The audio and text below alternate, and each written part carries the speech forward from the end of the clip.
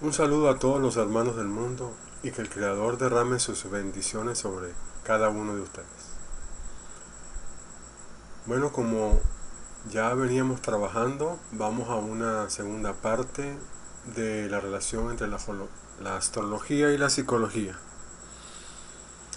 En este tema vamos a abordar lo que es la reseña histórica. Necesitamos saber qué ha pasado en nuestra historia específicamente psicológica. Esos grandes pensadores y estudiosos en esta área, ¿qué han hecho? Porque es la base fundamental de poder entender lo que es la astrología con la aplicación a la psicología.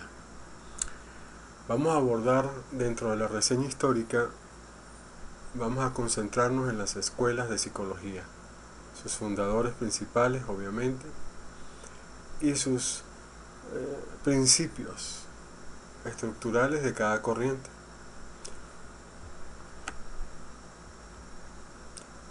Esto debido a que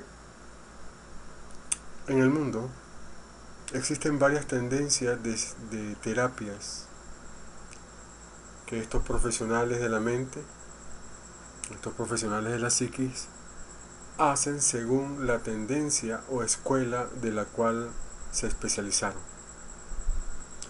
Más adelante haremos algunos comentarios en relación a cuáles son esas escuelas actualmente de gran importancia y que abarcan una mayor proporción en el mundo en cuanto a adeptos se refiere. Así que sigamos comprendiendo al ser humano. Les recuerdo, aquí les dejo mi sitio web y en la descripción les dejaré esto también por si acaso tienen curiosidad de ir a informarse aún más sobre estos temas. Muy bien, comencemos entonces. Vamos a hablar de esta historia de la psicología y su relación con la astrología. Empecemos hace mucho, pero mucho tiempo, con Aristóteles, 384-322 a.C. Se fundamentaba en el área de la psiquis en lo siguiente: la psicología humana se basa en los 5 sentidos. Creía que los procesos del conocimiento se producen a través de los sentidos. Una observación algo simplista, pero era lo que más se veía. O sea, los sentidos eran los captadores del ambiente y por lo tanto esos estímulos sensoriales eran los que producían los fenómenos dentro de la psiquis. Así que se concentró en prácticamente la observación o la percepción sensorial en este caso. Ahora avancemos un poquito a otra forma de pensar, otra corriente, que es la de Wilhelm Wundt para 1875. Y la síntesis de él es que observa el proceso mediante el cual creamos patrones. El hombre es un ser que crea patrones. Obviamente la psiquis tiene una complejidad mayor, pero en este caso él insistió en que creamos patrones significativos a partir de estímulos sensoriales. Es definitivo que el medio ambiente y nuestros sentidos es la relación íntima para la formación de los procesos mentales.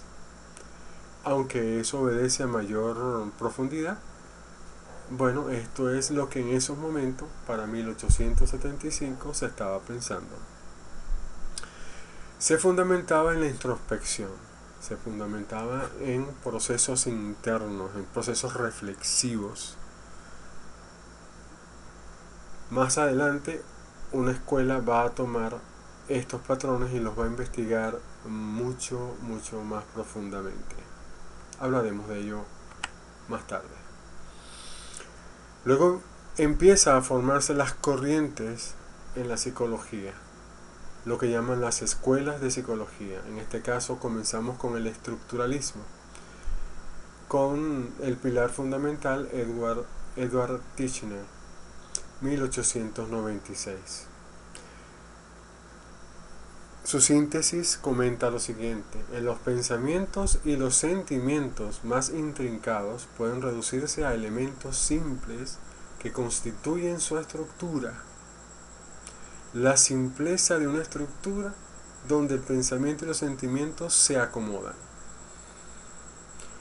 Les recuerdo que en temas pasados hablamos de que debemos diferenciar lo que son los sentimientos de las emociones. Y en este caso estamos hablando de 1896, por lo tanto sentimiento entran las dos cosas. Así que aclaremos ese punto. Ok, él también descompuso la conciencia en 3 elementos básicos. Las sensaciones físicas, que nosotros las debemos llamar la percepción del entorno, es el uso sensorial, y es atribuido a la luna. El arquetipo luna, la luna, tiene que ver con este mundo instintivo, este mundo básico, donde la percepción sensorial es tan importante. El otro ítem son los sentimientos, lo que nos llegará a gustar o a desagradar en términos generales. Esto podemos decir que está relacionado con la naturaleza del planeta Venus, arquetípicamente hablando, ya que Venus tiene que ver con los sentimientos, entre otras cosas. Y también dentro de la estructura la completa con las imágenes, que la ve sencillamente como recuerdos a corto plazo y a largo plazo, solamente como ello. Posteriormente Jung hablará de imágenes primigenias, que abordan un poco más de profundidad de los conceptos de Edward Titchener. Entonces está la escuela del estructuralismo. Ahora pasamos a la escuela del funcionalismo, con William James y John Dewey. Bueno, ellos se interesaron en lo psíquico, se interesaron en el aparato mental, estudiaron las funciones de la conducta y los procesos mentales, y no simplemente su estructura. Es decir, abordaron un poco más en la parte de los procesos mentales, cómo funcionan, que es sencillamente adecuarse a una estructura y según esa estructura analizar a la persona. El hombre es mucho más complejo, obviamente, que una estructura, aunque su naturaleza es estructural. Sin embargo, hay unas funciones y Williams y John la vieron con muy buena prueba. La otra escuela que le conduce es el conductismo. En 1925, John Watson establece esta escuela con estos puntos fundamentales. Insistió en que los experimentos psicológicos deberían restringirse al estudio experimental de la conducta. Ya en vídeos pasados hemos hablado de la conducta similar al comportamiento, que es las respuestas y las acciones ante el medio ambiente. El conductismo se basa en eso. De hecho, el conductismo es una de las escuelas a nivel mundial que se usa, que hay muchos adeptos en esta área, la usan para hacer sus terapias. Otro ítem de John Watson es que Watson basó su trabajo en los experimentos de Pavlov y creía que toda conducta podría explicarse por el estímulo y la respuesta. Obviamente Pavlov solo se concentró en cuestiones musculares y cuestiones hormonales, sencillamente. Sin embargo, John Watson avanzó mucho más en cuanto al conductismo, puesto que la esencia del conductismo es que si existe una conducta que está llevando a una persona a conflicto, la idea es cambiarle esa conducta. Algo así sencillo, pero es más complejo a nivel profesional. Veamos el experimento Pavlov. La base de Watson es el famoso perrito que lo tienen comiendo, pero lo hacen pasar hambre. En una primera etapa, pues agarran a ese alimento, agarran la comida, la ponen en presencia y ustedes saben que normalmente estos animales al ver la comida empiezan a salivar de manera natural. Por lo tanto, la comida en este caso es un estímulo incondicionado, es decir, ellos lo hacen naturalmente y es muy natural que la respuesta también sea incondicionada, debido a que la salivación es natural a la respuesta a ver la comida. En una segunda etapa, y aquí está lo interesante, él agarra una campana, agarra un elemento para hacer un ruido, que es un estímulo neutral, y vean que el animalito no saliva, o sea, no hay una respuesta a eso, por lo menos en lo que se refiere a la alimentación. Por tanto, no hay salivación, no hay una respuesta condicionada. Ahora vamos a la etapa del condicionamiento, vamos a la etapa de la conducta. Ya sabemos que en la primera parte cuál es la conducta del animal y en la segunda cuál es su conducta. En la tercera, él combina el alimento con la campana. Así que le da alimento y le suena la campana. Él empieza, Pavlov, empieza a condicionar a través de un tiempo de que el alimento viene con una campana. La salivación es natural, por lo tanto la respuesta sigue siendo incondicionada. Pero lo que se está produciendo aquí es un acondicionamiento.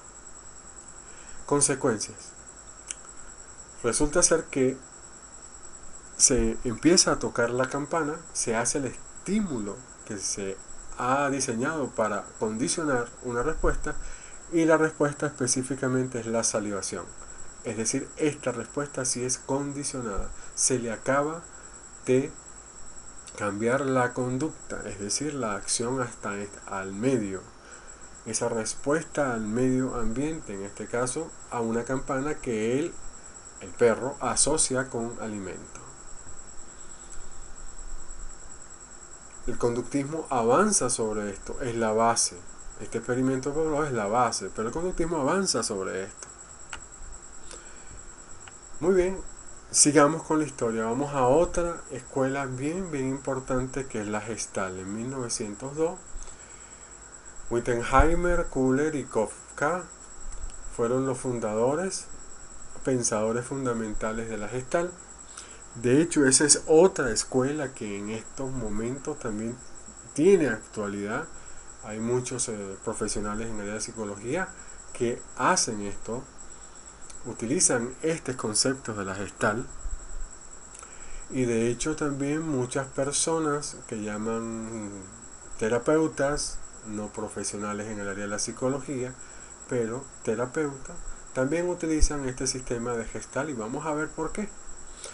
Bueno, ellos afirmaron que la percepción, vean que ahora el concepto fundamental aquí es percibir. Y vamos a hablar un poco de eso. Afirmaron que la percepción se basa en la tendencia del hombre a ver patrones. Vean que empieza a volver a completar lo que es o fijar la idea de los patrones, como anteriormente mencionamos. Entonces el hombre tiene la tendencia a ver patrones, a distinguir un objeto contra su fondo y a completar la figura a partir de unas cuantas pistas. El cerebro es tan pero tan fundamental, la psique es tan fundamental, que se basa en tantos patrones que si encuentra un objeto que se le parezca a su patrón, pues enseguida lo forma, lo completa. Esos huecos que realmente no están, los completa y le da forma. Esa es la esencia de los estudios de Gestalt. Entonces la pregunta es cómo la conciencia integra diferentes piezas de información para la creación de una totalidad con un sentido particular. Así que la mente es capaz de hacer eso, de completar, de autocompletarse para poder sentirse bien. Eso tiene sus pros y tiene sus contras, que luego hablaremos al respecto en próximos avances. Veamos entonces un ejemplo. La Gestalt establece que el todo es más que la suma de sus partes. Aquí tenemos un ejercicio muy normal. Obsérvenlo bien, por favor. Y entonces yo le hago una pregunta. En el lado derecho, ¿qué figura están viendo? Y por favor la dicen, la manifiestan, la piensan. ¿Y qué figura hay en el lado derecho? Una vez que han tomado su decisión, pues veremos lo que significa los conceptos de Gestalt. Si pensaron que el del lado izquierdo a su pantalla era un círculo, pues no, están equivocados. Porque resulta ser que hay una serie de puntos que no están completados. Esa serie de puntos dicen que hacen una forma de círculo y nuestro cerebro lo cierra como un círculo y lo define como un círculo, por lo tanto entonces un círculo. Pero realmente, ¿qué es la realidad? Una serie de puntos con una tendencia, con un patrón. Y ese patrón la mente lo completa. Del lado derecho entonces ya saben cuál es la respuesta. Pues tampoco es un cuadrado porque son líneas, son puntos unos seguidos de los otros. El cerebro completó. Así que para el cerebro es un círculo y para el cerebro es un cuadrado. La realidad no es círculo ni es cuadrado. Ahora vayamos a una de las escuelas que tuvo un gran auge a nivel mundial. Y resulta entonces que en estos momentos está perdiendo mucho, pero mucho campo. Y solo en ciertas ciudades, ciertos países, es que realmente esto tiene mucha importancia. Se habla de la escuela de psicoanálisis de Sigmund Freud de 1938. Él para mí, particularmente, es uno de los grandes pensadores de la era moderna, que es una de las también bases fundamentales de poder adaptar la astrología a la psicología o viceversa, para darle un mayor sentido a ese manual de comportamiento como lo es la carta astral. ¿Qué se basaba él? Se basaba en que el comportamiento estaba gobernado por motivos y deseos inconscientes. Aquí entonces también empiezan a acuñarse algunos términos porque él empieza a hacer su modelo de la psiquis y a establecer sus propios conceptos. Así que aquí el inconsciente con Freud empieza a tomar mucho auge. Como les dije, esta es una reseña histórica. En próximas entregas vamos a hablar específicamente del psicoanálisis y la astrología. Pero les voy a dar un adelanto hoy, porque este es un tema verdaderamente que hay que atacarlo particularmente y dedicarle un tiempito. Por lo tanto, esto para mí es súper importante. Así que en próximas entregas hablaremos del psicoanálisis como tal, el modelo propuesto, el modelo de la psiquis propuesto y la relación directa con la astrología. Él, además de esos modelos, propuso una serie de etapas por las cuales hemos de pasar los primeros años de la vida. Eso también lo vamos a tocar posteriormente. Pero les adelanto que las etapas psicosexuales son la etapa oral, anal, la etapa fálica, la etapa de latencia sexual y la etapa genital. Esa es una forma de cómo enfoca él sus principios. Y esto yo creo que es una de sus bases fundamentales. Sostuvo además que muchos deseos inconscientes son de origen sexual. Desde mi punto de vista particular, yo soy un pensador de Freud que dice que Freud era sexo y no otra cosa más. De hecho, se comentaba de que si él estaba en una cena y tú agarrabas el tenedor de una forma, él te decía, bueno, eso tiene que ver con lo sexual. Si un muchachito saltaba y saltaba en un pie, él decía, eso tiene que ver con el sexo. Yo lo llamaba un fanático del sexo, lo llamo un fanático del sexo. Pero vaya que luego vamos a ver por qué. Esa insistencia, pero a otro nivel. Porque lo sexual tiene que ver con el término libido, y que los hindúes y muchas otras corrientes filosóficas llaman la energía vital, la energía esencial del ser humano, que físicamente se aborda con lo sexual. Muy bien, entonces uno de sus grandes paradigmas, expresado en mis propias palabras, es que él decía que como era sexual, entonces sexo es ¿quién los integran? Papá, mamá, para dar progenie. Pero papá, mamá, sexo. Así que, haciendo una relación astrológica bien importante, de hecho, lo uso mucho en las terapias, en las consultas astrológicas, es que papá está relacionado con la luminaria el sol, mamá está relacionado arquetípicamente con la luminaria la luna, y el sexo está relacionado con el planeta Marte. Les recuerdo que no es el planeta que está dando vueltas, sino es la relación sincronizada, que lo veremos en otra entrega cuando hablemos específicamente de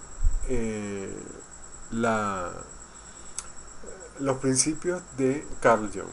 Pero entonces concentrémonos en esta parte. Así que papá, mamá, sexo, astrológicamente se ve como Sol, Luna y Marte. De hecho, también les puedo adelantar que cuando hay conflictos entre el Sol y la Luna en una carta astral, cuando hay tensiones, surge lo que acuñó Freud como el complejo de Edipo. Insisto, lo abordaremos en un aporte más adelante. Y el modelo junguiano de la psiquis, yo esto también les digo que voy a hablarlo en un apartado también, en otra entrega, pero quería adelantarles algo porque lo que quiero es adelantarles la relación que tiene la astrología con la psicología. Así que vemos cómo él define su modelo de la psique con arquetipos complejos y un desarrollo del yo como tal, desde el sí mismo hasta el propio yo consciente. Lo que me interesa en estos momentos es decirles que los arquetipos son los planetas. Esas imágenes primigenias que habla de arquetipos, yo los relaciono directamente con los planetas. Y que los complejos no es más que las relaciones de tensión y favor que existen entre los planetas, que en astrología se le conoce como aspectos. Y existen aspectos simples, que es una relación arquetipo-arquetipo, es decir, planeta-planeta, y relaciones múltiples, que en astrología se le llaman figuras de aspectos.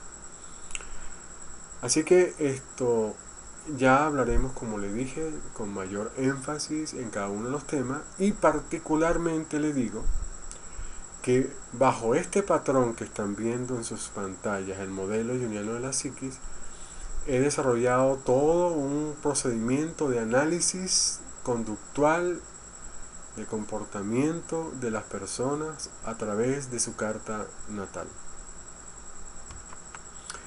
Bueno, le doy las gracias por escucharme. Recuerden que si les gustó, pues visiten mi página, visiten mi blog, tengo un canal, las voy a poner en la descripción de este video, por favor, y rieguen la voz. Si les gustó, pues traten de que esto también llegue a otras personas. Así que para finalizar, en la próxima entrega vamos a seguir hablando de astrología para concentrarnos en los 3 modelos que anteriormente les dije: el modelo freudiano, el modelo junguiano y un modelo particular que he denominado Remaego. Será hasta la próxima entrega.